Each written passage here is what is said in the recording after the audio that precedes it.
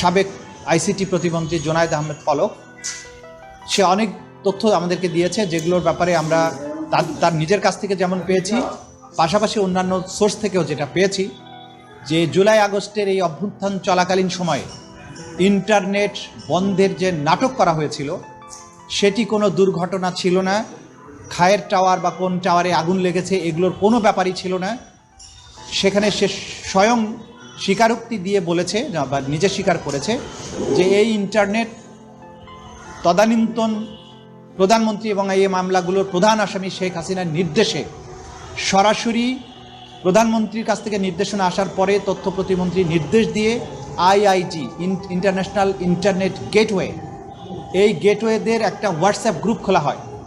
সেই গ্রুপে সরাসরি নির্দেশ দেওয়া হয় ইমিডিয়েটলি ইন্টারনেট শাটডাউন করো, এবং তাদেরকে এটা এনশিওর করতে বলা হয় যে করার পরে আবার জানাও যে ইট ইজ ডান। এই তথ্যগুলো আমরা বিভিন্ন সোর্স থেকে পেয়েছি, সেগুলো যাচাই বাছাইয়ের জন্য সেই সংশ্লিষ্ট আসামিকে আমরা জিজ্ঞাসাবাদ করেছি, তিনি এটা সত্যায়ন করেছেন।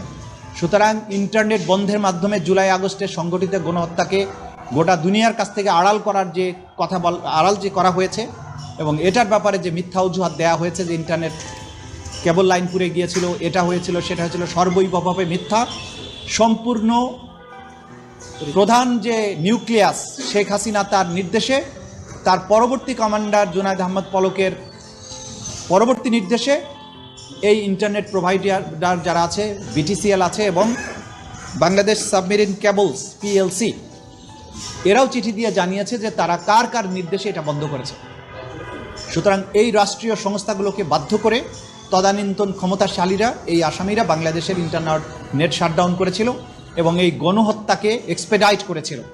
এই তথ্যগুলো আকাররূপে আমরা পেয়েছি, এগুলোকে আমরা ফর্মুলেট করছি এখন, এগুলোকে আমরা বিচারের উপযোগী করে কোর্টে প্রেজেন্ট করব।